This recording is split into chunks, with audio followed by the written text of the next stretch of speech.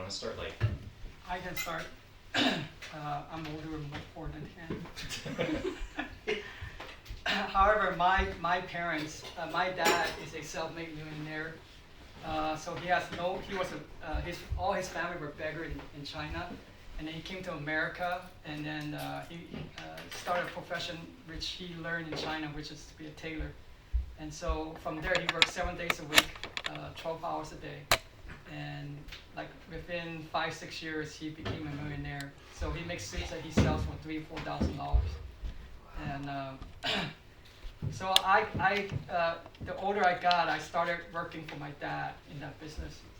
And that was when I was in high school. And so his dream for me was to take over his business. And so he wanted me to go to UCLA, get a business degree, right, like a lot of typical Asian parents did. And so my dream growing up, I was taught by my parents to become a millionaire. And that was my dream. Those of you who know me, I keep telling people that I grew up wanting to be a bachelor, millionaire bachelor, right? Playboy bachelor. I was not a believer, and money was really the most important thing. Everything I did was to make a lot of money.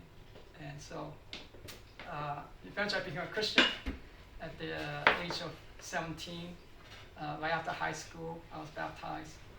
And so after that, right, so I have a natural ability with money. I'm really good at money. Some people are really good at certain things, like people can sing or they can write. I said, the thing that I'm actually good at is money. So because of that, right, I never went to like economics school or business school or whatever. I went to a Christian college to become a pastor. But after I graduated, my first job was to work for a bank, a credit union, without any experience. And within 2 years, I became the controller of the bank. A controller, right? I hope you guys know what it is. Like that's California, when you get your tax refund, the checks come from a controller. So that's what I did at the bank. And I made lots and lots of money for the bank, and doing a lot of investments for them. So that's my background for money is concerned. In fact, I think I could be a really, really good financial advisor to most people. Like how to save money, how to make money. And so that's my greatest temptation at the same time. So as a Christian, right, I try not to put my hands in any money at all, because money is a huge temptation for me to become rich. So that's my background. cool. How about you, Ken? Yeah, it's like, how long do we have? Because I could talk all night about it. For those of you who don't know me, Ken, I currently work in finance for a government. I've done it for 22 years, and I manage the city's money, about $800 million worth, but with very specific requirements. And so I grew up, my parents were immigrants, and they were products of escaping China, either for World War II or communist China. So my dad came to the United States when he was probably 6th or 7th grade, very poor, and they grew up rich in China, but had a lot of wealth taken away from them because of communist China. And also grew up in a time of famine. He would tell me stories of how they would find field mice in the rice fields for meat, because there was no meat around. So, and my mom, her mom escaped World War II and escaped to Singapore, and they grew up with a single parent household. And so she immigrated to the United States by way of her profession, nursing. She went to different school in Australia, fellowship in Europe, went through Canada, and came to the United States. So my parents were both immigrants, and from the earliest moment that I could remember, my memory of my dad was reading the newspaper, the stock market newspaper, every morning. And so I grew up in an environment where, like I think many immigrant parents come through, where money was very tight, frugal, but they had the values to save up, and where money was security. And so Very early on, I was exposed to the stock market. I think I was 6 or 7 years old, Wow. just because of my dad. Even through growing up, I could, they made decisions based on what was the cheapest or how much you saved, or like you never bought things new because that costed money. And so that was ingrained in my mind as a value system and worldview very early on. And so even when I became a Christian in high school, that stuck with me. Your worldview doesn't change overnight. But when I went to college, God was moving me. I heard from different missionaries sharing, and part of me wanted to enter ministry after college. I went to Berkeley. I studied economics, and there was a lot of tension with my parents because they wanted me to graduate from college, get a good paying job, and make it on my own. And so there was this teaching in college through my campus fellowship where if I wanted to enter ministry, I knew I had to be independent financially from my parents because I wanted to make my own decisions, right? So if they were still supporting me and they didn't support ministry, then that was a difficult path to kind of get into ministry. So very quickly after college, I got a job. I stopped any credit cards, got my own bank account, and told my parents, like, hey, I don't need any. And in fact, they saved a lot of money for college that was still there. And I said, hey, take all that back. I just want to cut all the ties financially. Because I knew money was an influencing factor for decision making. And actually from that, I worked for a year and a half. I quit my job thinking like, okay, I want to do something that's more worthwhile. I explored teaching. And then at that time, there was the dot-com recession, right? So I moved back home, and again, that decision influence, I remember my parents cutting out job clippings and putting it around the house, and so I got the clue that I needed to go get a job, right?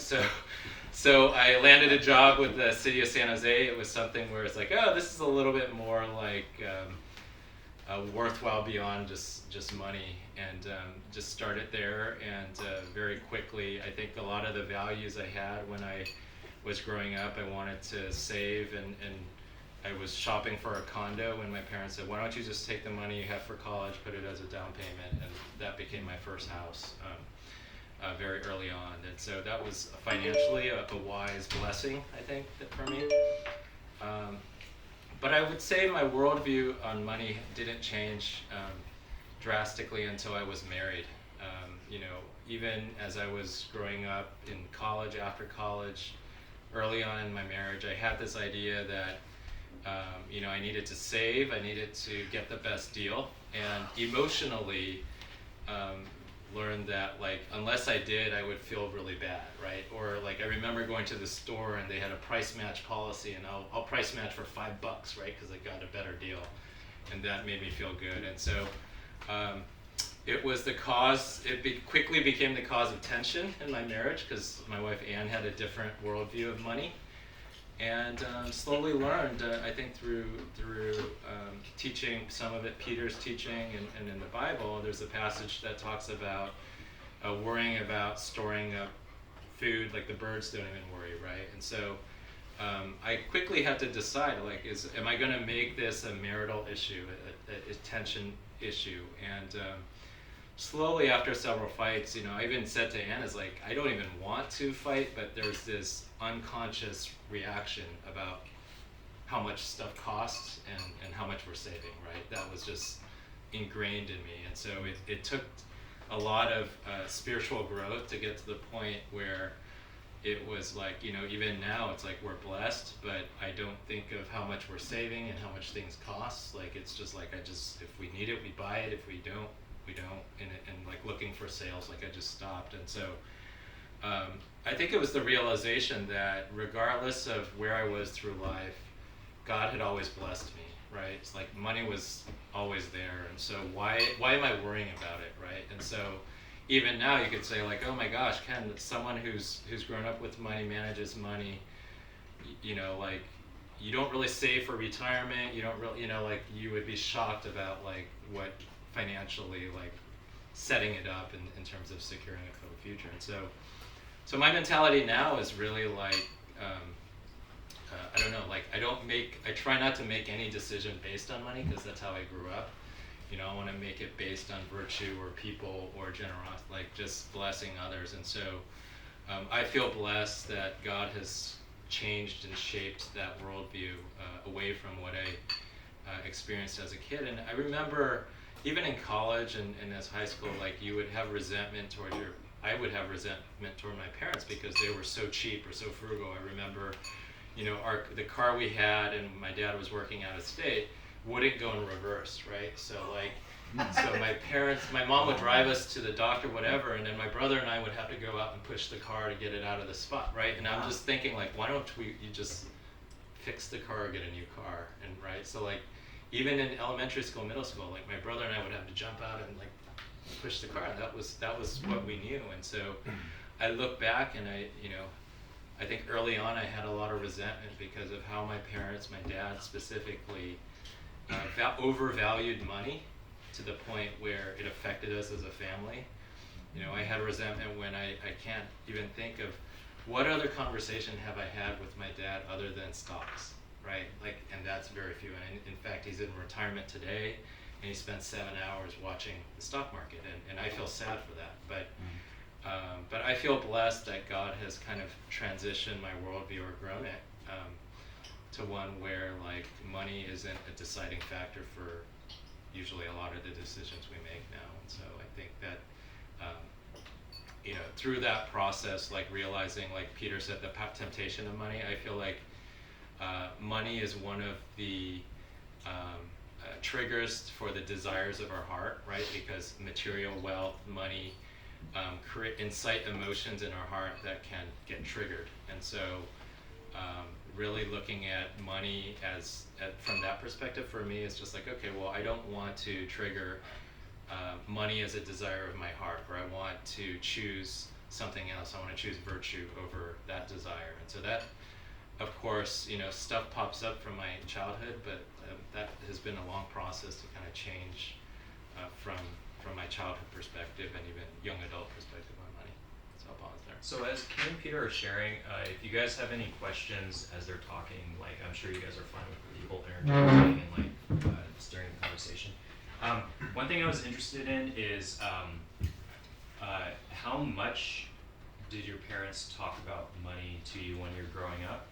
And did that influence the way you talked about money with your spouse or with your kids? That's a great question. My parents, again, they live in the world where it's all about money. And of course, in fact, the only any kind of conversation I have with my parents is about money. Right? They will not talk about love and feeling, whatever. Right? If there's money, they have something to say, and that's the lecture they want to give us all the time. So it's already there. So it's ingrained in me. Money is ingrained growing up in me, and so like I didn't share like so. When I became a Christian, at the age of 17, I was baptized at 17, and I really followed Christ when I was 18. That's at age 18, I knew I wanted to become a pastor. Not that I believe God called me to be a pastor already. And I told my dad that you know what, Dad, I don't want to go to UCLA. I want to go to Christian college and learn to be a pastor. At that point, I've already lost my desire to be a millionaire, to be a playboy or anything. I just want to follow God at that moment. When I shared that with him, his heart literally broke, and he disowned me right there and then.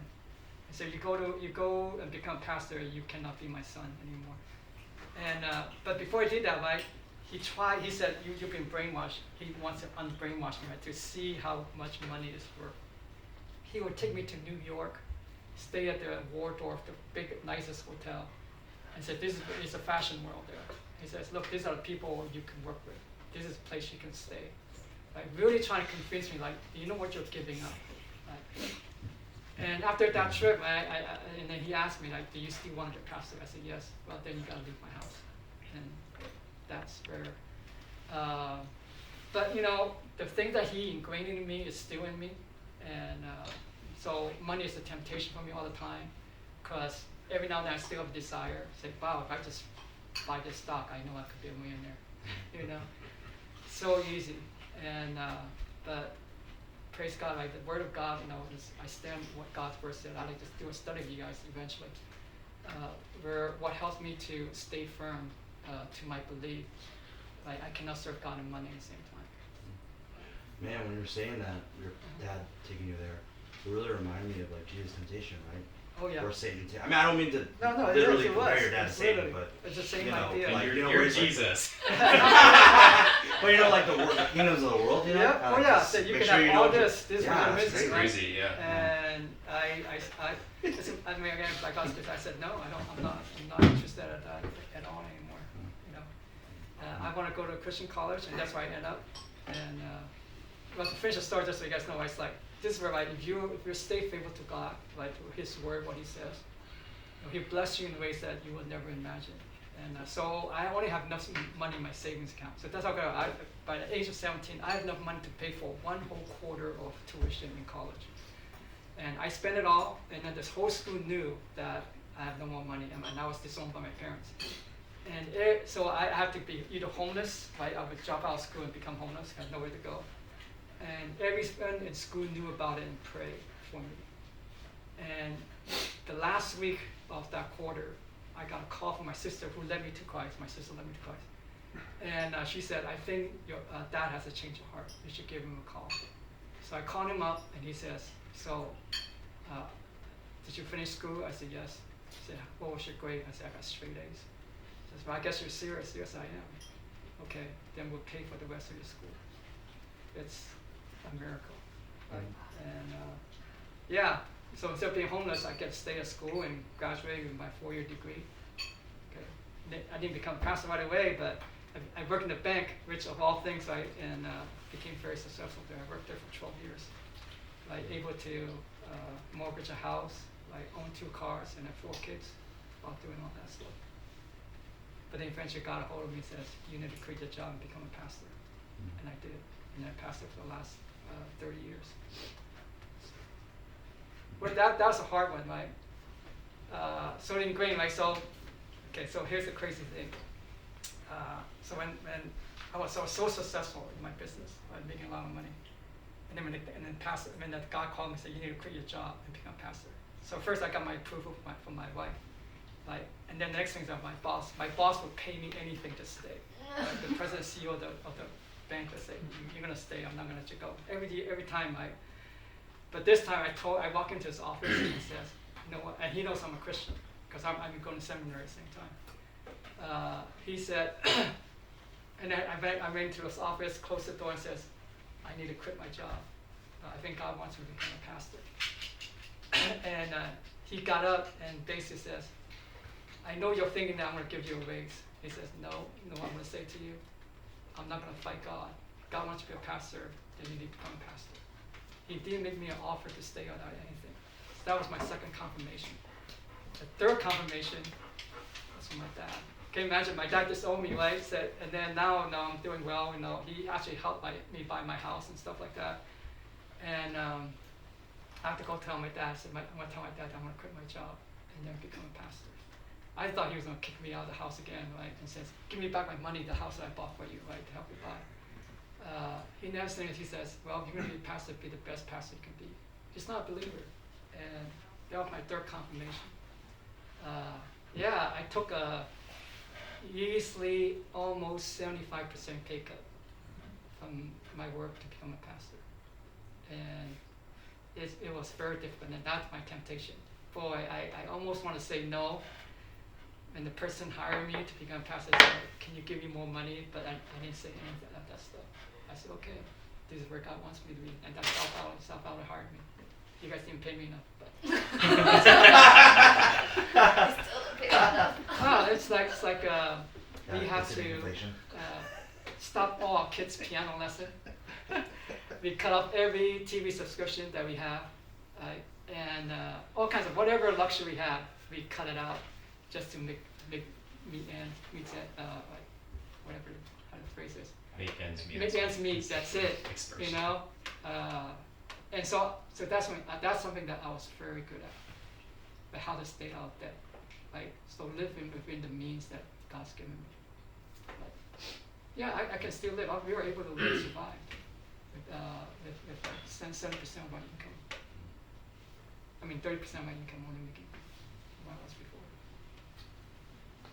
That's really cool. Now, here's the crazy it's thing. super inspiring. After I got my job as a pastor, I have more money in my savings account than when I first started. It's a miracle. Does that make sense, right? You take a 7% pay cut, how can you have more money in the savings account? I think that's God's blessing, right? Being obedient to His word, faithful to His word. I will not serve money and God at the same time.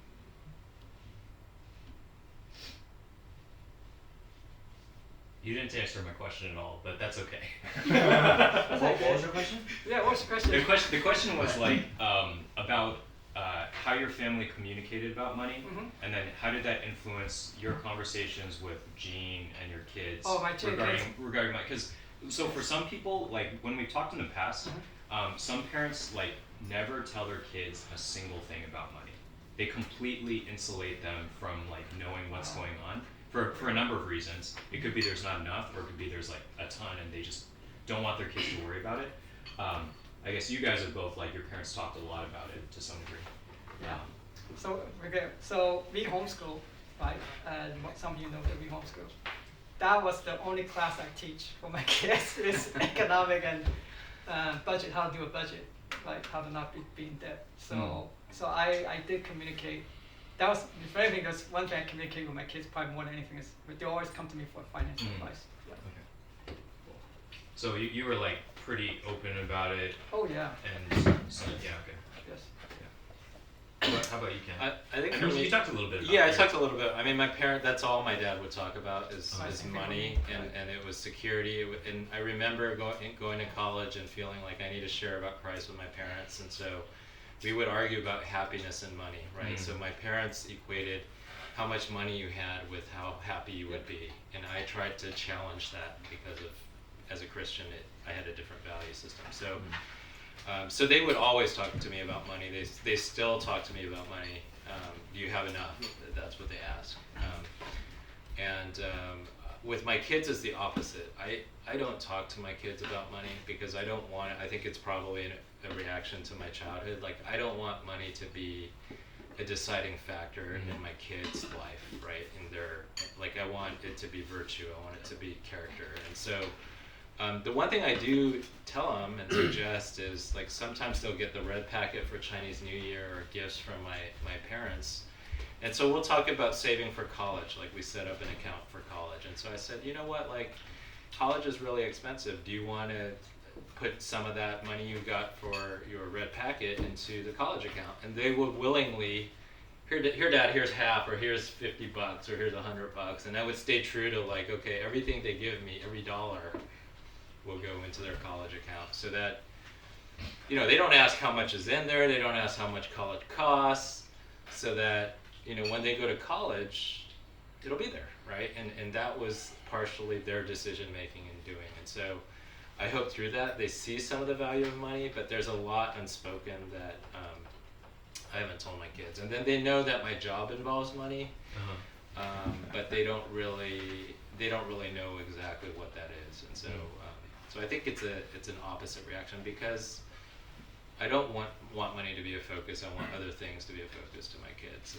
that's what I talk to them about. So one thing I've been curious about is like, you guys are older. Like, Peter, you've been a pastor in Silicon Valley. Like, a lot of the people you've pastored, really, really well off, very like, and so I'm curious, like, what do you see as can you tell any stories about the power that money has on people, and how you've seen God change people and their attitude towards money? Like, are there passages that have been helpful for people, or do you know what I mean? Yeah. And then, like, what's the unique, like, if there's like a God of Silicon Valley, how's that God have a hold on people in this area? May I answer that? I asked a bunch of questions. Sure. I also Yeah. did, Go for it. Okay, I know you guys probably did the passage on Matthew chapter 6, like about laying a treasure Yeah. on earth versus heaven. So we did that one, and we also did do not be anxious, Right, seek first right, the so kingdom. there, So right. we did both of those.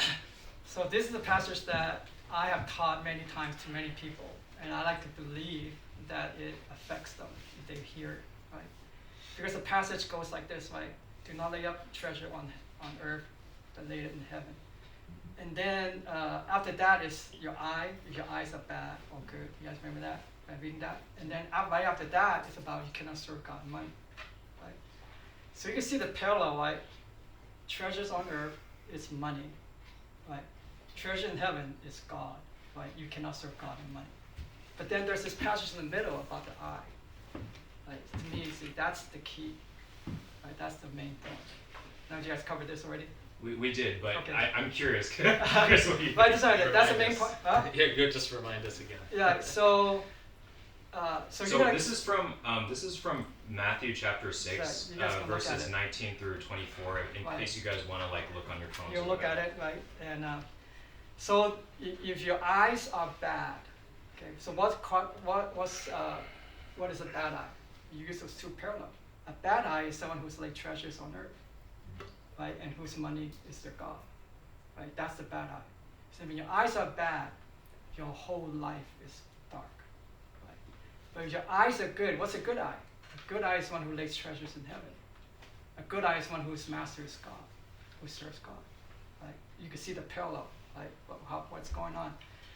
And so Jesus, right, is trying to help us to see that if money is our God and we live our life laying up treasure on earth, our life will be in darkness, right? And he says, how great is their darkness, right? Meaning to me, right, a dark, right, when your life, when darkness is so great, meaning you're blind, you can't see, right? Darkness means that you can't see.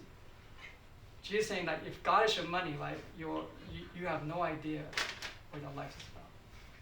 You have no idea where you're going. Okay? You might think you're going somewhere, but you're not. You're in darkness. That's all you are. So this is like, to me, what helps me. This is one of the favorite passages that I have in how whenever money becomes a temptation to me, I will always go to this passage because I don't want to live a life in darkness. I want to be able to see the light. Right? And I like to think that the life that I live, because I don't want to be a millionaire anymore. Right? I'm not rich at all in this area compared to a lot of people. But I feel like I'm living in the light. And then people who understands this, right, if they are able to grasp this truth and hold on to it and live by it, I've seen people whose life has changed where they've been set free from money. And now they're living a life that I feel like they're living in the light. Whereas before, right, in darkness, there's another passage, it's in the 1 Timothy, right, those who love money, right, Paul gives a warning. Those who desires money eventually will lose their faith. Right? It's because they lost their way. Right? They enter into darkness and away from the light. I've also seen that happen to many people that I pastor, which is one of the saddest things for me to see. Right? It's seldom some other stuff because they left the faith. I would say the greatest temptation for Christians that I've been pastoring here in Silicon Valley is money. It's the greatest temptation. And it has led many, many people away from the faith. Yeah, thanks for sharing. I think, especially more related to kind of you pastoring, sort of, you know, because I know that, you know, when we first started pastoring, a lot of the congregants were, you know, single, and, you know, and then they eventually got married, they had families, and kind of, right, all these different things. So I'm wondering, especially kind of, you know, I think one of the problems, I think it was Jonathan Edwards, he had was, you know, he would sort of, during sort of, I don't know if he was during the Great Awakening or whatever, so there was spiritual revival that happened, right? And like his preaching, he found a lot of these people who, I guess at that time, you know, they were living very, you know, like drinking all their money away, gambling, right? So then he's like, you know, obviously he's preaching the gospel, and then it was like they became Christian, and then obviously the good part is, you know, they got their lives together, you know, all the teaching of sort of, you know, like, you know, it's like Christians, I mean, the Christian teaching, you know, if you're sort of like, it can actually obviously make you a very productive and very, you know, sort of successful, you know, person. But then the thing he found was, you know, his problem then was like all these people would get sucked into worldliness, right? And so it kind of did remind me of that. And what would you kind of, I guess, I don't know, do you have any comments about that or Oh, sure. You know? I mean, then you have to follow up teaching after you. There's so much passage in the Bible, like Yeah. that helps me, and I help people. Like, yeah. So how do we deal with money? What happens when you come, let's say, to a lot of money? No, I'm just kidding. It's not him, but people who live in Silicon Valley, like that's what happens. I could use my son as an example. My oldest son is making lots and lots of money, like in the software industry. It's just what happens when people live here, Yeah. especially when you have two incomes. Wow, you can buy $1 million home means nothing. Right? You could probably buy a $10 million home, like with the income that you make here. The passage I want to share with people like that is, so that's what they do with the money, right? I think they should buy nice houses. Don't get me wrong. Spend, like get luxury cruises, do whatever, right? Enjoy the money God's giving you. But one thing I always try to remember is a passage, right? In Luke chapter 16, okay, where the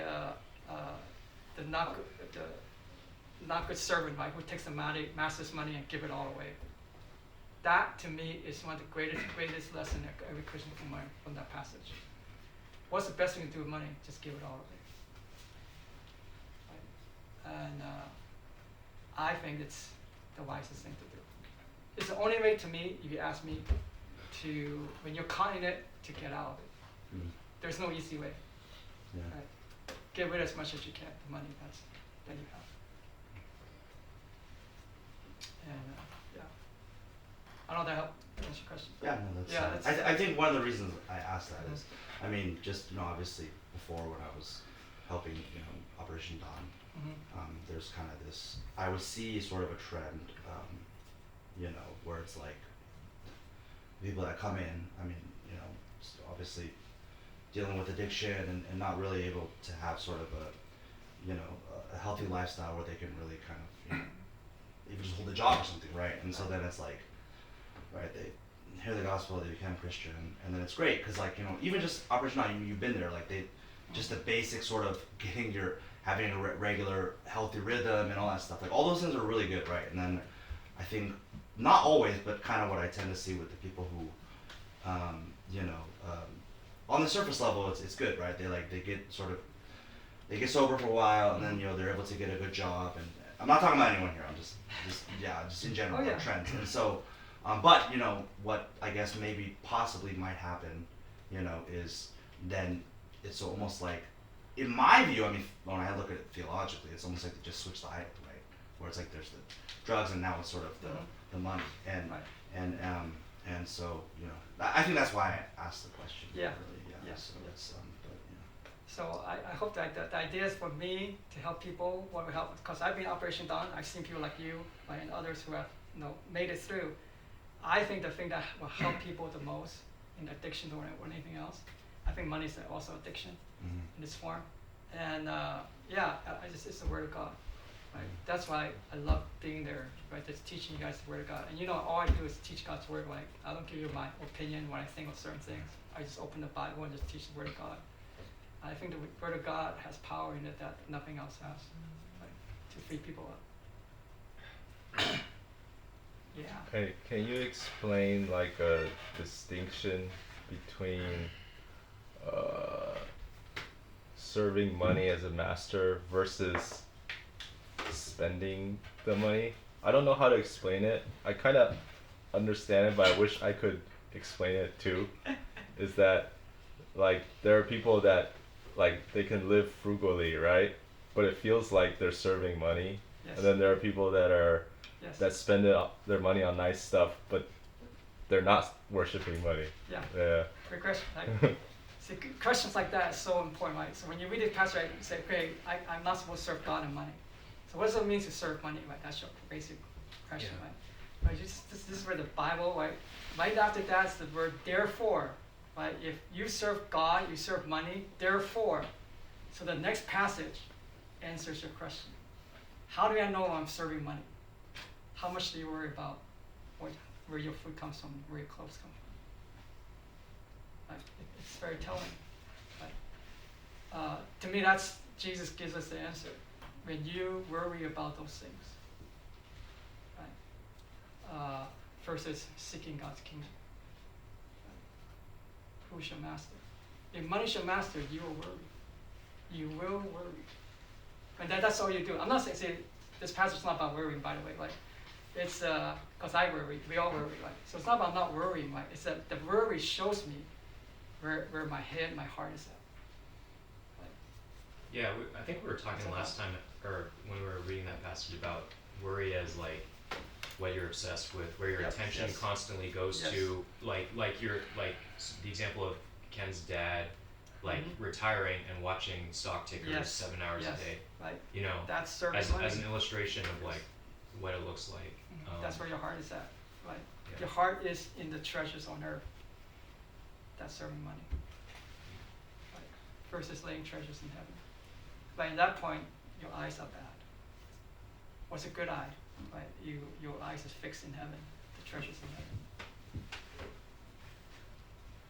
So do you think? For one group of people, the people who are frugal, but still serve money, like, what would you say to them? Like, Ken, Yeah. how would you counsel someone who's struggling with that? That's frugal, that That- still serves money. Yeah, yeah.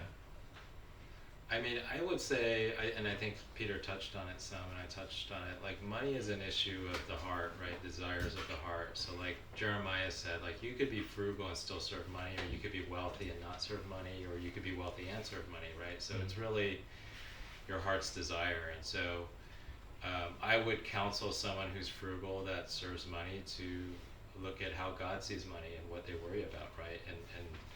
And count your blessings. And so because I think there's a difference between serving money and then also, like, you could be practically planning for certain things, like, hey, I want to save for a house, right? You could still save for a house, and I think in a way that doesn't serve money, right? Because practically that's a smart thing to do, or that's a goal for your family.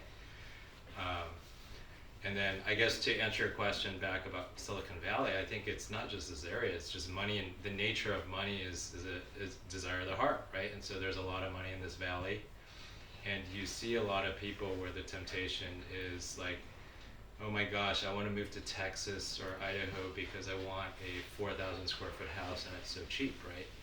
But some of those people, when I hear stories, it's like they go to Texas and they're so lonely, or they're so bored, or they're so like, so in their mind they have this false belief that a bigger house will equal happiness, right? And so I think whether you're in Silicon Valley or anywhere else, like that mentality of thinking the grass is greener on the other side, if I only lived here, it's all the same thing. It's like I'm anxious about something I don't have today, right? I'm worried about it. So, like I would say that Silicon Valley it's not exclusive to Silicon Valley. I also think like there's, it costs a lot of money to live here, and I think the wages are higher. So I think the way you plan for living in Silicon Valley could be similar to other areas. And so that, like, from a practical standpoint, like there's a way to live here if you want to, and unless you get over the fact that, like, oh my gosh, I need that bigger house and it's so much cheaper, then you're gonna leave, you're gonna go there because that temptation is taking you there, right? But I might stay for a house here, and it might be a condo, and am I okay with that? Am I okay with that space? And because this is where God's calling me, or where I'm living. So I would say Can I give my perspective? So my perspective is different from yours. yeah. Debate.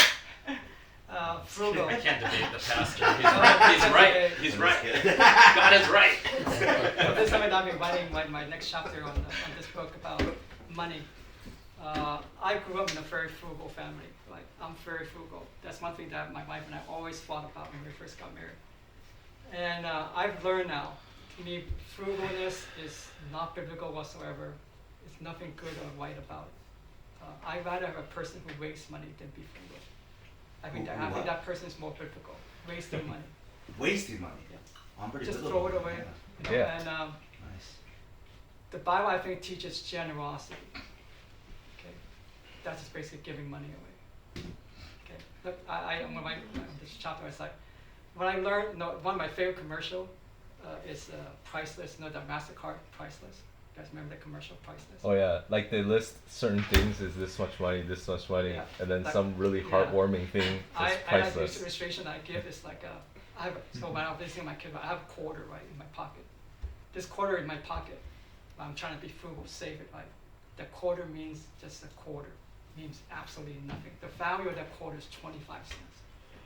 But I use that 25 cents, and I buy a candy, a lollipop with it, right? And I give that lollipop to my son. You know the expression that he would have for me? Wow, priceless. Now that quarter is no longer just a quarter. So much more.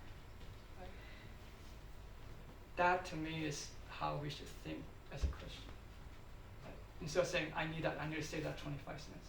The 25 cents has no value whatsoever in your pocket. Like the money we have in our savings account, so this is what I'm gonna say, it's like really crazy, like I'm not a big fan of savings accounts. I'm not saying you shouldn't, right? But I think then I think we're in danger of having money be our master when we have that. If you ask me, that's my personal opinion. Okay. When I give it to someone, that gives them a smile, right? You give a homeless person some money to eat and stay, sleep. To me, that's money well spent. But people think it's wasting money. For my dad think I'll be crazy giving money to homeless people or to people who really needs it, right? Like the orphans. But I've seen the reaction of those kids. It's priceless.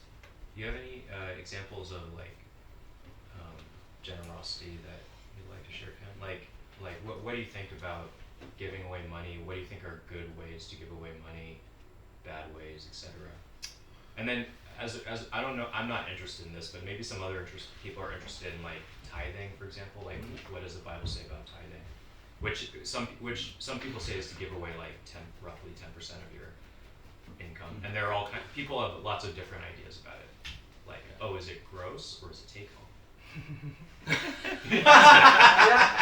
Literally, these are the questions. It's a these are very the fair questions that question. people Yeah, have. Yeah. Oh yeah, for sure. Yeah. What can I say about giving?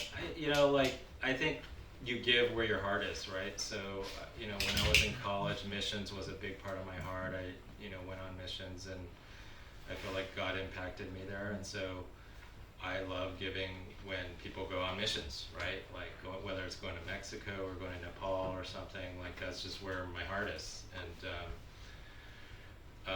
so I think also personally though, like for our family, like our kids are a big part of our life, right? So or a big part of my heart, and so a lot of the money we spend is on the kids, right? So it's you could say that, oh my gosh, can you guys send your kids to private schools, right? Like that's a waste of money, or that's a lot of money, right? And it is, right? It's a lot of money, but initially when we were thinking of private school, my daughter, I remember that she would sing Christian songs, want to pray, and there was a part of me that's like, you know what, like I want to send them to a Christian school so that doesn't get squashed, right? Right or wrong, whether that decision was right or wrong. So I look at sending them to a Christian school as like, I hope that with that money, and there's no financial reason to send a kid to a private school, right? There's free public schools. I was a product of a public school. But if we could afford it, it's almost like I want to give my kids, I want to teach them and give them the highest chance to grow up as people of virtue, right? People that follow God or are of good character. And so, like private school is very expensive, so we spend a good chunk of our budget on to me what I would call is virtue for the kids. And so I feel like you give where your heart is, and so your heart's with the kids, your heart's with missions, your heart's with church. I love buying meals, like going out to lunch and just buying meals, because I feel like it's a small gesture and it's appreciated, right? So like at work I'll go to lunch with people and I want to pay, right? And not in the way that like you owe me, I owe you. I just feel like God's blessed me, and this is such a small price to appreciate who you are. And so like bringing food or buying food, and so I think to me you give where your heart is, and and personally, that's reflective in that way. And Ken's wife made this awesome. Oh yeah. Oh, Yeah. Ken made it? There I'm you gonna go. start Got cutting it. it, and then we can distribute it as we continue to chat. Can you impart that wisdom to Wesley? Like I said, money's a desire of the heart, so like it's hard to change other people's Did you desire say of the wisdom to heart. Wesley? He's boss. Wow. Is he on Zoom right now? No. Oh. That'd be cool. You'd speak a direct word. Oh, so you want him to buy you lunch? Is that it? Okay. Yeah. He should buy you lunch, right? And so one thing I do at work, right? I supervise 70 people, right? So Christmas time, it was always a potluck, right? Like people brought food, and with COVID, it was really hard, right? And so, I work in a public sector where the company doesn't pay for anything, right? They don't pay for water, right? So I'll cater lunch for the whole department, right? And it's expensive, right? In some ways, I'm just like, oh my gosh, that was, I'll tell my admin will help, like, hey, can you help me book the food and get it delivered, and roughly around this, and it's like you realize like in COVID only like half the people came in, so it wasn't so expensive, but when everyone comes in, it's like, oh my gosh, that was like, but I feel thankful because like, like such a small gesture, and they appreciate it. I'm not trying to buy their happiness of being at work, but like I just appreciate it. Like I can't do my job without them, so it's just like, all right, yeah, I guess that they pay me well enough to bless Okay, I my get the place. next So. Makes a lot of That sounds so good. How do you view retirement plans? Oh my 401k? gosh. So I'm maxing mine out right now because that's what my dad tells me to do because I can afford to. But it honestly feels like a waste. Yeah. No, that's fine. I'll start out with this. Like I don't like to give financial advice because it's a very personal thing that reflects the values of individuals, right? But I will also say that like the blessing out of my dad teaching me the stock market at the age of 6 or 7 led me to go to school in economics and be in a profession where I can technically talk about and know about money and growing money in a way that technically makes sense, right? And so I would say, what do I think of retirement plans? It's a temptation of the heart because you'll never feel like you have enough. Thank you.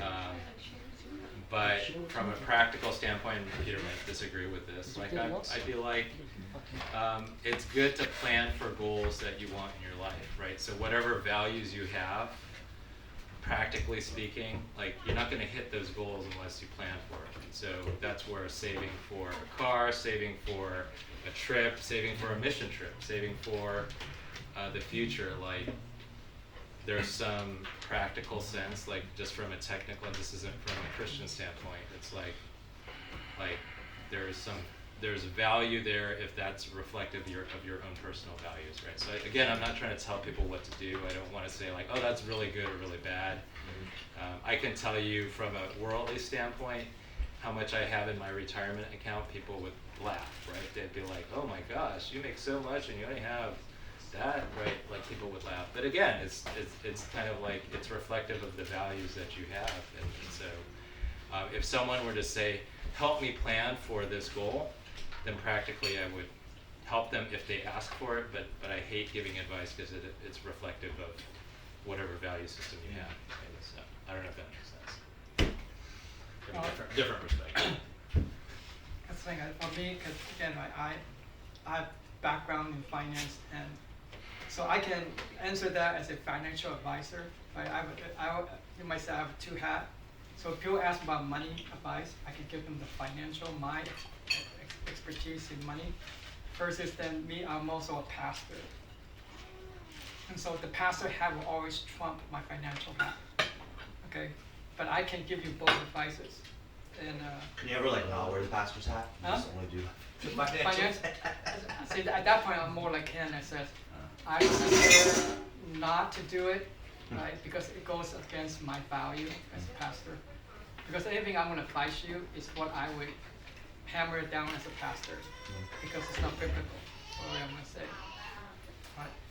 Yeah, from the financial standpoint, I say, yeah, if you want, like Ken said, you should know what your goal, what you want to do in your life, and then you set your goal and try to reach those goals, right? And the way you could do that, financially speaking, right, you gotta invest, right? And you cannot, there's no way you can live on your Social Security alone. No one can do that living in this area. You have to have some sort of investments. Right? And let's see, I am 100% against playing the market as fast. Stock market. Stock market. And so that's why it's hard. Basically, the struggle that I have, how to give advice. And so from a past perspective, our future is secure. We should never think about retirement as Christians. That's a worldly word. There's nothing biblical about retirement. So, I'm not sure if you guys explicitly answered this question, but I would be curious about both each individual view. Obviously we talk about money being, obviously a big power, but like in your personal, opinion, what do you think from a biblical point of view, or even how God sees it, what is the purpose of money? You know what I mean? Like, I know it's kind of, seems really simple, but I think that actually might help too, in terms of, because obviously, if you're trying to figure out what to do with your money, I mean, you kind of have to know what it's, right? In terms of, like, I guess the biblical point of view, right? So from a third point, I'm not a good guy. People think I'm crazy, I'm very extreme. If you know me, I'm very extreme. I'm one of the few people who believes that money is evil, period. We will never have, I'll be shocked if we see any form of monetary money in heaven when we're there. Because money is inherently evil. Money to me is the same as sin. Whatever sin does for us, money does for us as well. Sin makes us do things we don't want to do, and money has the exact same power. It will make us do things that we will not like. People will kill for money, just like sin. And that's to me is how evil money is.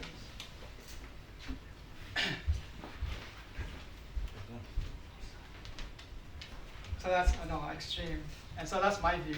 Yeah. Okay, money is called a mammon in Matthew. That passage, Matthew 6, yeah. right? And Paul says the love of money is the root of all evil. So I took those things to look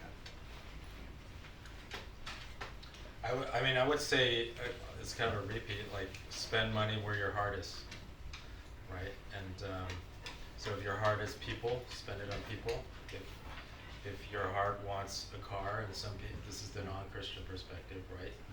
Like, they're going to save up and buy a car, right? But I can tell you that car is probably not going to make them very happy very long. But so I think that's one answer. Like, I feel like you spend money where your heart is, right.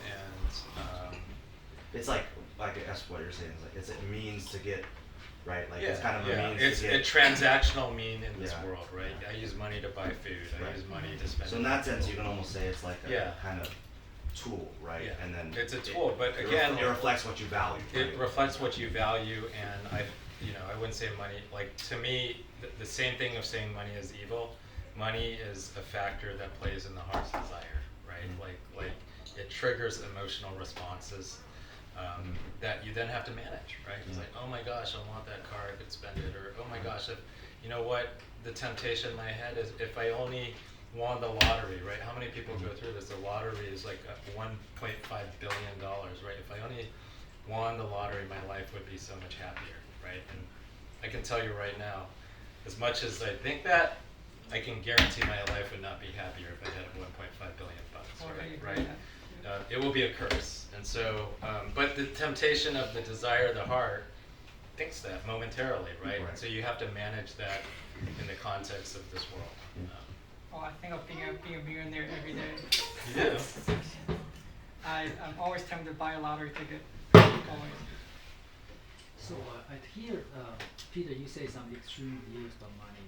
I try to understand, because I spend some time sometimes think about, especially from the economics perspective, if assume in a fair market, the money a person get paid to reflect the level of services this person provided back to society. So how would you kind of coordinate that view versus your money is pretty much all evil? How do you connect those two ends together? That's a good question. Yeah, so for me, right, see, money, right, from what I learned from scripture, right, money is a earthly possession, right? So it's the treasure of earth. It's everyone on earth treasures that treasure, and so they use barter to that treasure. Any transaction is done to that means, okay. And yes, if we live here, right, I think we can't help but use the same barter, right, to live here, right? So I think God understands we need money, but money, right, is a world power. It is a evil power, and it pays people to serve them, right? Right. Do all kinds of root of evil. Right. Like, see, like a lot of the things that we do on earth, it's not that beneficial for humanity. It actually hurts humanity more than it actually helps. Which is true. To some extent, I know for the philosophical talking, right? In that sense, because it's evil. It's evil in its core, and it's making the world pay you to do certain things you might not want to do. Right? Which maybe not you, but a lot of people. Right? In a way, we do too. Right? They're probably are paying us to create something for them, the company, the corporation, to make even more money. That's what they're doing, right? They're not actually care about what people are going through. They just want to make more money. They're just greedy, right? I am really curious, given your view, just more like what you think, right? Revelation 22, when it talks about, you know, the new heavens coming down and the kings. I mean, a lot of it's like imagery, but the kings bringing their treasures. You know, given obviously your view of money being almost like an absolute evil, what would you say kind of that passage is trying to communicate, especially with the, right, like once, it's almost like, right, when God has done away with evil, right, there's still like nations and kings and they're bringing their treasures in. So I guess how would you, with your view, how would you sort of, I gotta look at that passage. I want to see what the treasure means. Yeah, okay. I think it'll probably be there. The treasure they're bringing out, most likely it's not monetary. That's my guess. Oh, Like, okay. I would have a hard time understanding it being monetary. It might Well, be also some like the treasure. concept of monetary is more of a, like it's more of a, it's not a modern phenomenon, but it's not always been there, you know. So Oh it's no, it's a New Testament thing. Old Testament doesn't talk about money at all. Right? Or no, I'm just Talk about I'm just saying that our concept of Mhm. when you say monetary, we're talking about, right, like certain.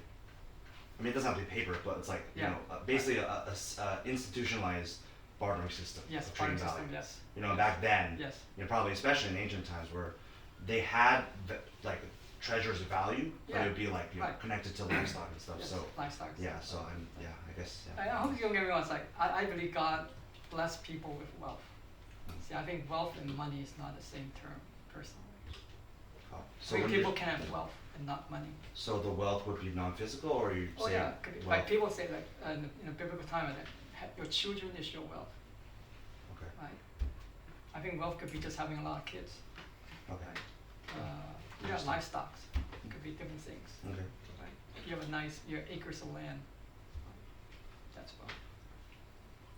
Okay, so Peter, I was chatting with Peter the other day, Uh-huh. and he said every single person should have at least a $500,000 life insurance policy for their spouse, Yes. if not $1 million. Yes. So how do you Wait, what's Peter, what's your Peter? are Yeah, you- which are you coming in? Did you say that? No, it wasn't me. Yeah. Which Yeah, Peter? You have to yeah. clarify which Peter. So cause I'm just curious, like it's like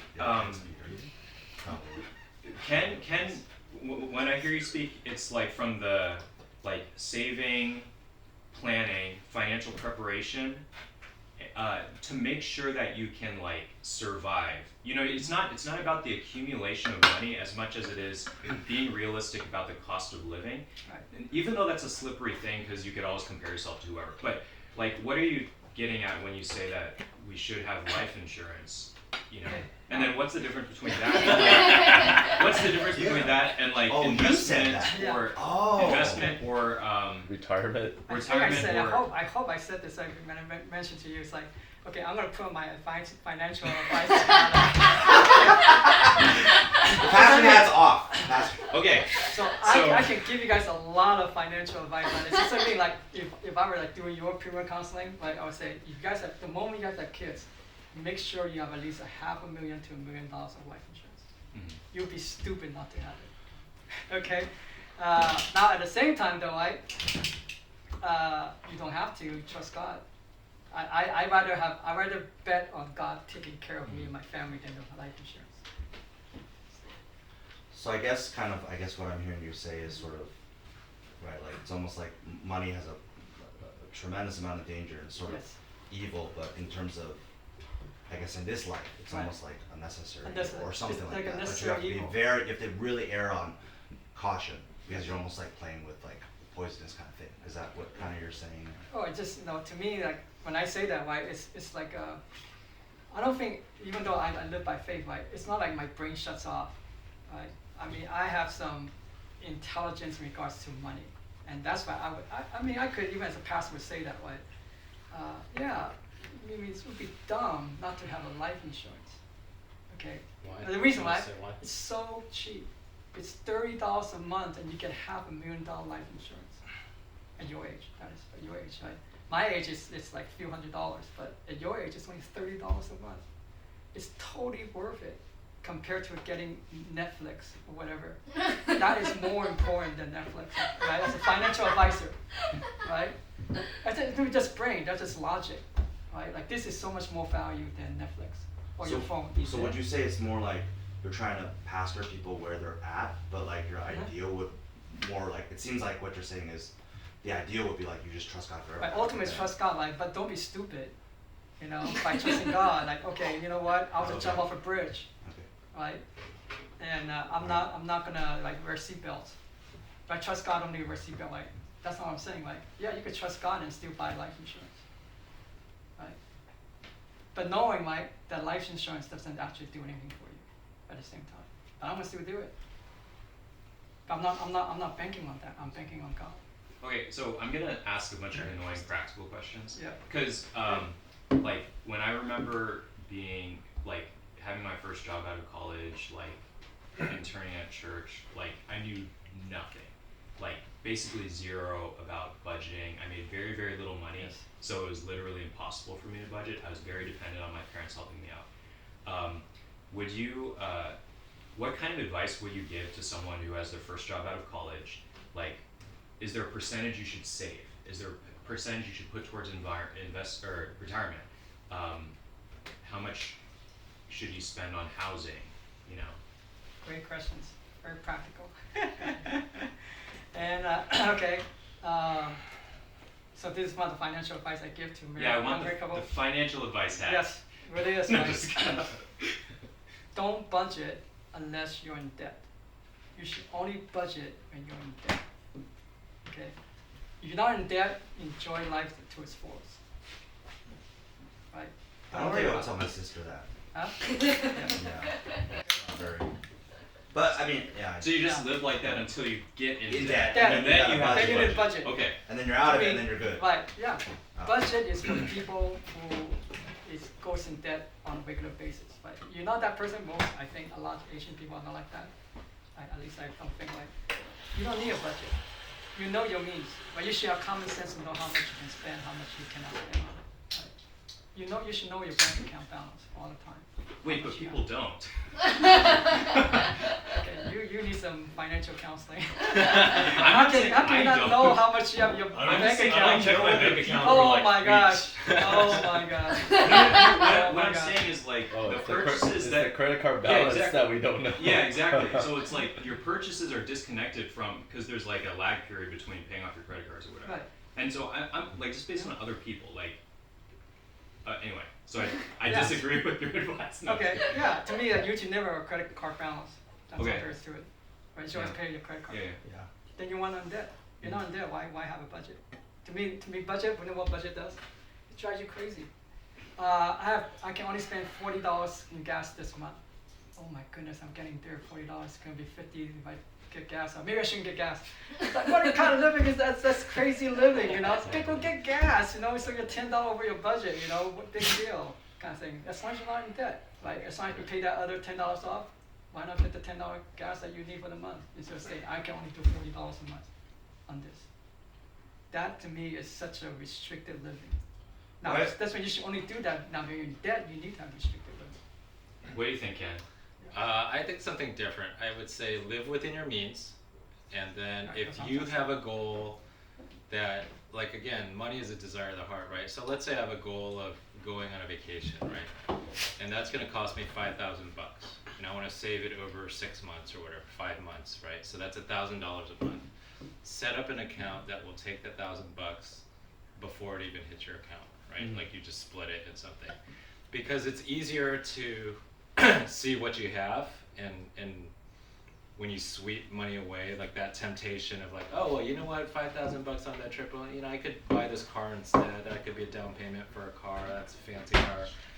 Like it triggers the desires of your heart, right? So the less your heart sees, your eyes see, all of a sudden you know in 5 months you have the money there for a vacation, right? So I would say live within your means, and then practically apply the discipline in your bank account transfers so that your heart doesn't see what's there, because it's just going to be tempted to do something else. I mean, it's probably very different from what. Oh no, what Peter that's would say. exactly. If I said it wrong, that's Right. what I'm trying to say.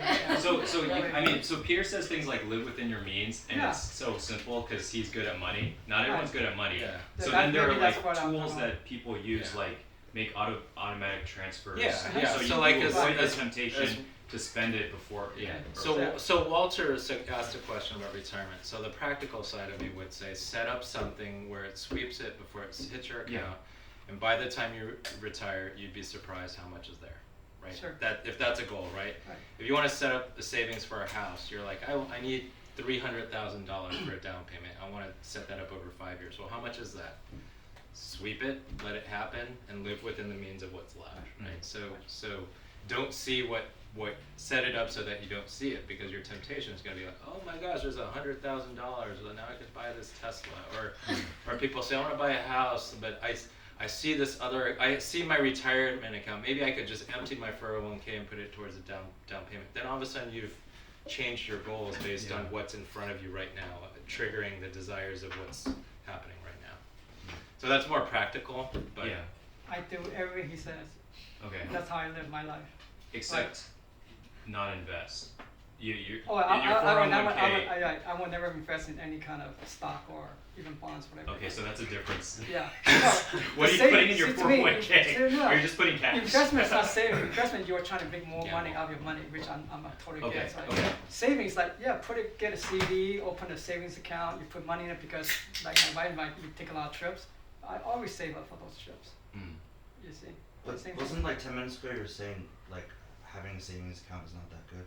Oh yeah. Did you just Okay. say that too? And I still stand by as a that too. pastor. But no, it's okay. Say it.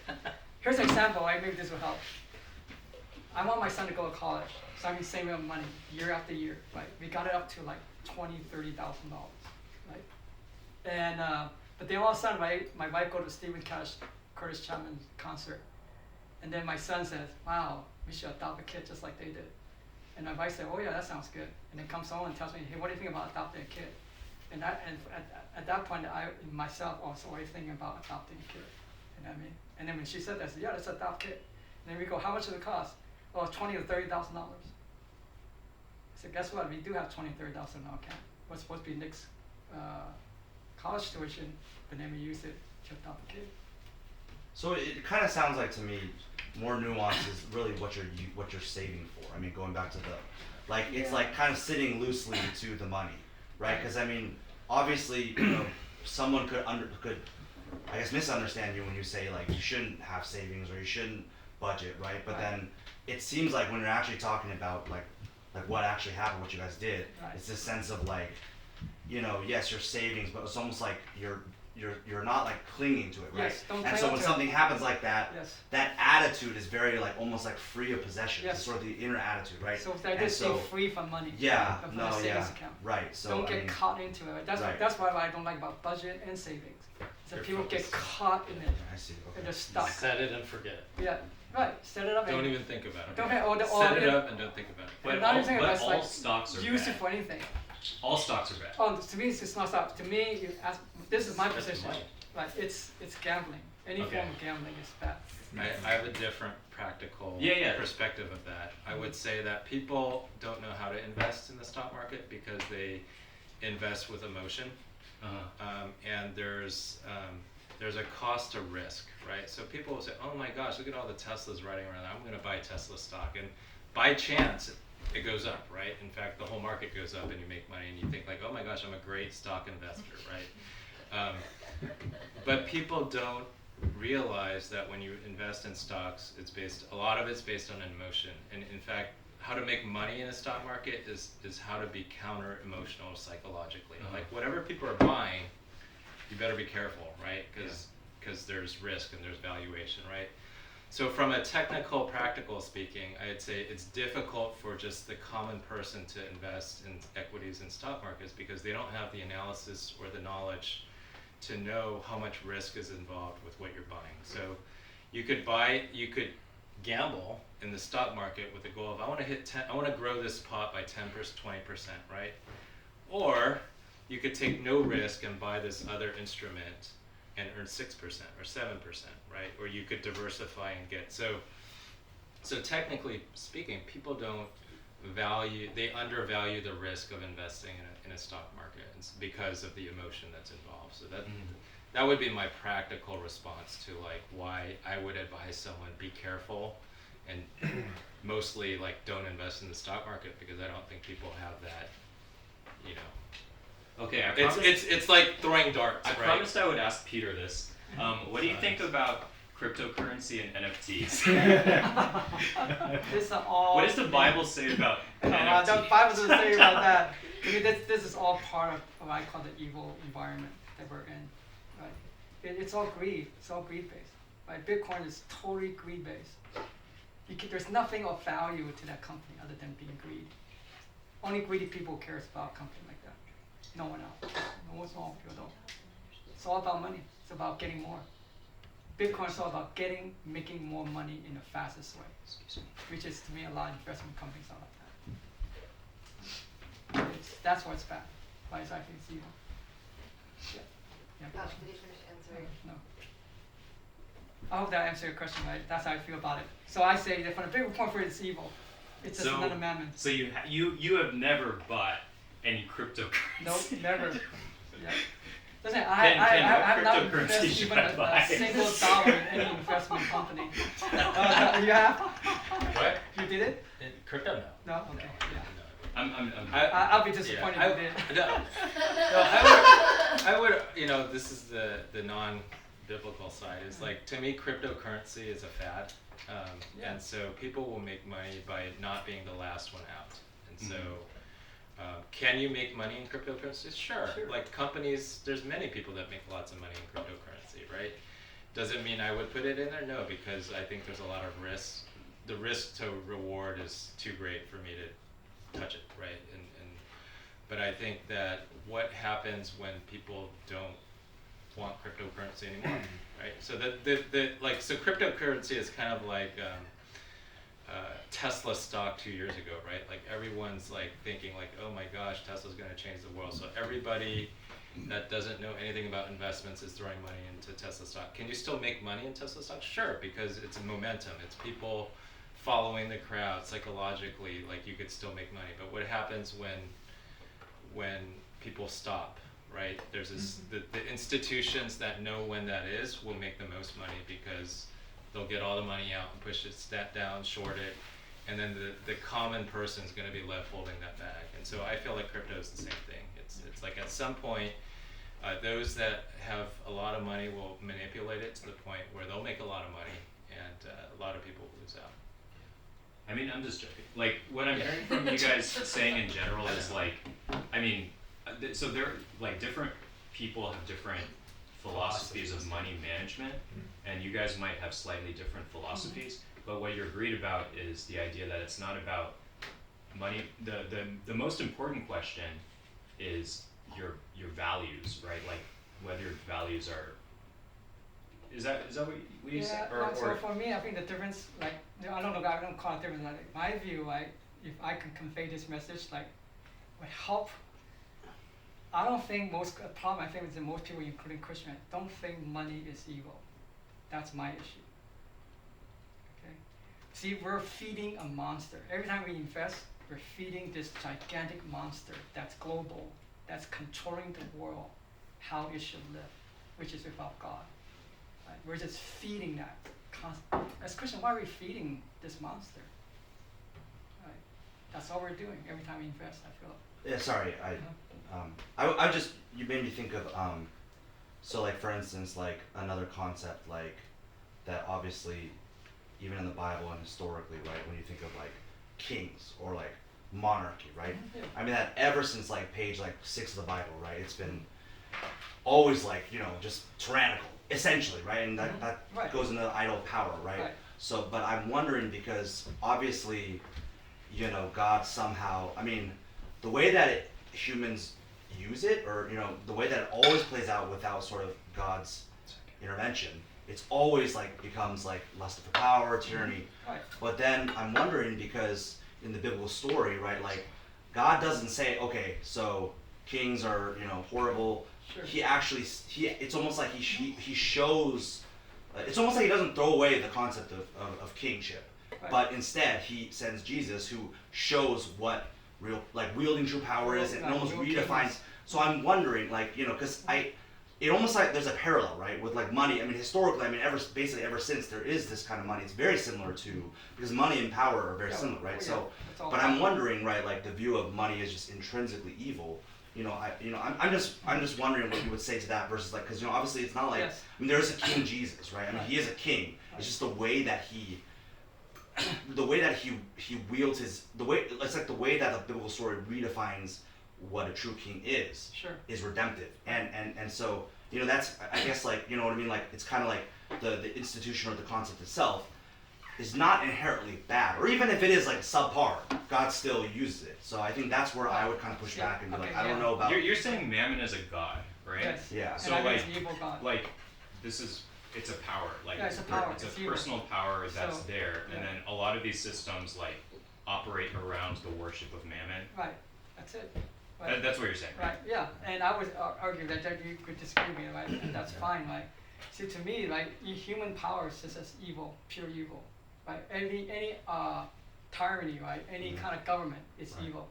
Now, God can redeem that, and then Jesus came and redeemed all that, Mhm. right? Jesus is the real king, he's the only king now, right? We should not, so to me, so why, as Christians, right, we want to constantly feed this evil power, right? And maybe we don't have to. And we can use all our energy, heart, mind, soul for God, right? And that's what Jesus came to do, free us so that we can live that life, right? We don't have to keep constantly feeding the monster, including governments, right? Not just money, right? Money, government use money, I think they're all tying together. These are all earthly things. See, we're just feeding this earthly evil monster, right? See, that's what we're not thinking, right? How am I feeding? Am I seeking God's kingdom? Or am I feeding this monster? Right? Now, you have to look back. So Jesus knows, God knows, right? Obey the government. He doesn't say go and destroy your government, right? Never, but he says support your government. So we live in that. So I got same thing with money, right? Use this money, right? This money, whatever you have, use it. Use it for good, right? Serve your king without giving them heartaches, right? Just obey them. Be at peace with them. Okay? In the same way I can say, right, be at peace with money. You know, but know that, right? But doesn't change the fact that they're all evil. They are. Yeah, so Yeah. definitely I would disagree with you, because I think page 1 where God makes us essentially rulers or stewards. So there's Yes. inherently humans are supposed to at least, I mean, if you define king very, you know, narrowly to like a sort of institutionalized government, Mhm. but you know, for me, I would think, you know, Genesis 1, we're supposed to, you know, govern. Right, I would say govern is probably right. a less No, bad we're word. supposed to But rule we're the supposed to world. govern, but it's just how do we govern? So Oh, yeah. that's where I think I would disagree, because you obviously need power to govern. But the way that the modern association of power, obviously it's always this sense of, but I mean, I would argue that power is just an ability to do things, right? And so, Sure. you know, but yeah, we can I want to make sure. Does anyone else have like practical questions Yeah. who hasn't asked anything yet? Like, I have another question, but I've asked before. You're only allowed to ask one. Okay. just go Well, ahead. my question is, Jeremiah, what's your question? There you go. Wow. So that was beautiful. I don't think I've fully reconciled with tithing. Is that I've had someone at our church says you have to tithe, and it should be tied to the church because that shows that you have complete faith that the money is just used for good. And then at the same time, when I was a deacon and we have like our watchman meeting, and then sometimes we go over the financials, and then there's like certain talk like, oh yeah, we have like 3 months runway, or it'd be better if we had like 6 months of like more like savings just for a rainy day. And I was like, you know what, I don't really want to donate to the church. I'd rather just use the money in how I'd like to use it. And then someone was like, no, that shows that you don't have faith, you know. So how would you? Yeah. Okay, I mean, my understanding of what I read from the Bible, right, and now it's passed away. I do not believe in tithing. I think tithing is the Old Testament thing, like along with the other laws of the Old Testament. With the coming of Jesus, I think he's done away with that, all those laws. Now, as a believer, all we want to do is give, and it's be done out of the heart, a generous giver, right? I don't think it's required of us to give at all whatsoever. So if the person said, I don't want to give to the church, if I was his pastor, says, great, don't. Because I don't want you to give unless your heart's ready to give, because you want to give. You don't want to give, don't do it because someone tells you you're tithing, you're supposed to do it. I think personally, like, God won't receive that kind of gift, because it's not good. It's not from your heart. Only give when your heart is willing to give.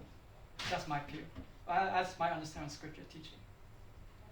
God wants a cheerful giver. No, really nothing different. Okay. I would just say give because you want to, right? Yeah. So if you don't want to, don't give. Don't. That's it. I would suggest people don't give if you don't want to Right. give. Don't. If you don't want to, then it's fine. Like no one's to judge or condemn Yes. what you do with. Yes. Right. That's, to me, if you ask me, Right. it's not like I'm not church of heart spirituality. Do you have any guidance for someone who might want to give but they're not sure where to give to? Like, how do you That's a good discover question. what? Like I have money. I Mhm. want to be generous, but Right. I'm not sure how Yeah. or where. I used to believe that every giving should be done to the church. I have since, in the last 10 years or so, changed my mind. I don't think it's, yeah. In fact, even right now, I am so assured there are so many rich churches. The last thing church needs money, really. I don't know any church that is in dire need of money. I don't know a single church that is true of that. Okay? But there are a lot of other people, other areas of life that people needs money, and I don't think they're getting it. So I think wherever the Lord's lead you to give, you should give. And do you have any like personal examples of giving that you found to be really meaningful? Like maybe the adoption one, or like okay. are there other Yeah, ones? okay. For me, like that's something to somebody might. Here's another thing. My wife talked about. I did something that really burned my heart. It's like, so every kid that I give birth, my wife and I give birth to, we're going to give money to Compassion for one child who has a need. Yeah. To this day, we're still giving to those children. Right. And I know for a fact, if I have right now no money, right. If my kids are not starving, I will not stop giving to these kids who needs it. As long as my kids have food to eat, they have food to eat too. Period. Can you explain what Compassion is? Compassion is a organization that with children around the world who are either orphans or people who can't afford to live. So then they give like $30 a month and give them food to eat and clothes to wear. Do you have any thoughts, Ken? Yeah, I would say give to people in need, and give based on people that you can have a relationship with. So I think personally for me, we give a lot to First Love, which is through Bob and Bobby. we've seen them start the ministry. We know them. We know how the money's spent. We've been to Nepal.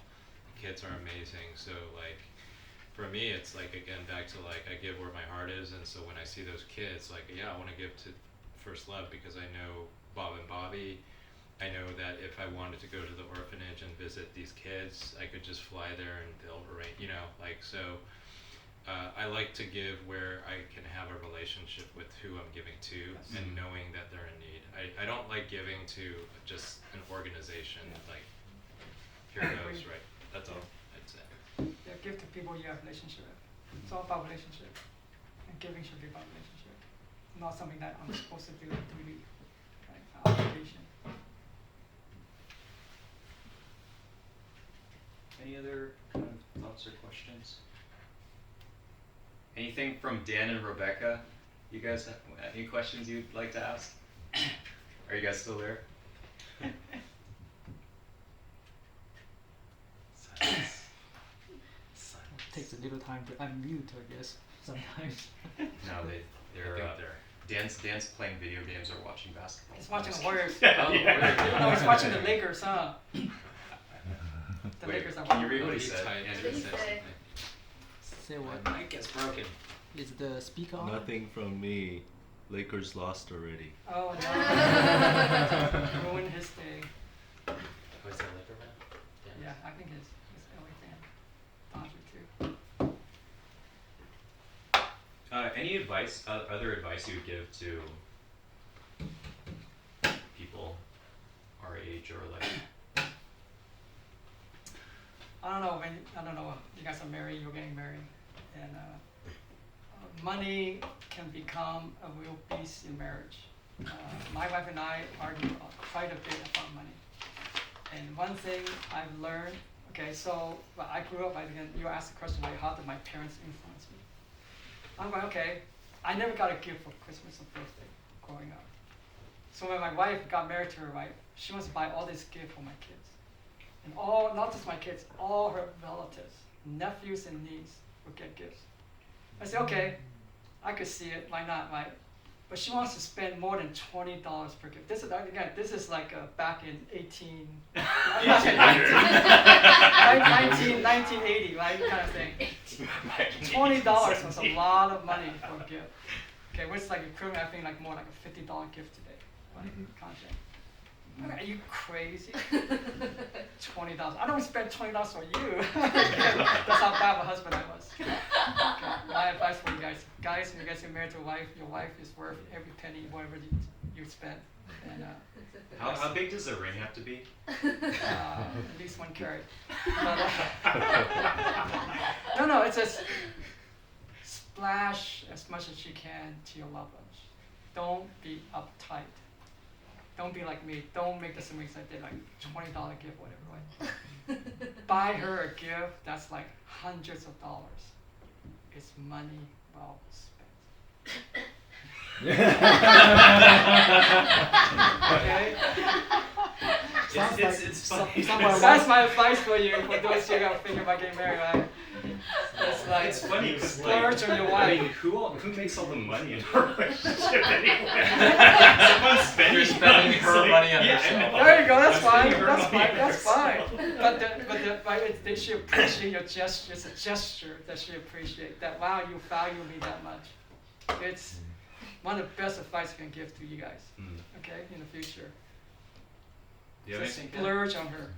I can't beat that. I mean, I was gonna say that money is a challenging topic in marriages, and it was a challenging topic in my marriage, and it's one that helped change me. So it took me a while of difficult fights, arguments, to realize like it's not worth the fight, right? And so it allowed me to have a different perspective in my marriage. So my wife's generosity actually helped be a ministry to me and who I am today. Yes, they So- don't hear. My wife's much more generous than I was before. So just it's a potential bombshell of a topic for married people, but I would not avoid the conversation, and I would keep an open mind, because it's hard to, like, you think your perspective of money is right, like going into a marriage, and I didn't realize like mine was wrong. It was totally wrong. And Same here. So I would be open to having a different perspective, but use that process to grow closer and not apart. Yes. Don't let it be a monster in your marriage. Okay, we're out of time, but I think you guys are probably okay to stick around after Yeah, if anyone sure. wants to chat. Yep. Peter you can hire Peter as a financial advisor, but the pastor hat might come out Yes. right during the financial. I rather disciple someone than to be a financial advisor. Okay, yeah. What does it make It's the a follow pack. Jesus? It's a combo package. A combo package. Yeah, they can't. You can't. It's because they go against each other. Like my financial hat and my pastor hat goes against each other. Oh man, Literally goes against each other. so interesting. They're like Venom or something. Yeah. Anyway. Okay. Let me pray for us. Yeah, Lord, I thank you so much for Peter and Kenn for their wisdom and perspective. I pray, Lord, that you would be, just guiding us on how we can seek you first and glorify you and use money in ways that, I guess, disempower mammon or whatever, and we can use it for you and for people we love and for your kingdom. I really thank you. I pray, Lord, we would just reflect on these truths and scriptures and be changed by them. So we really love you and we thank you so much.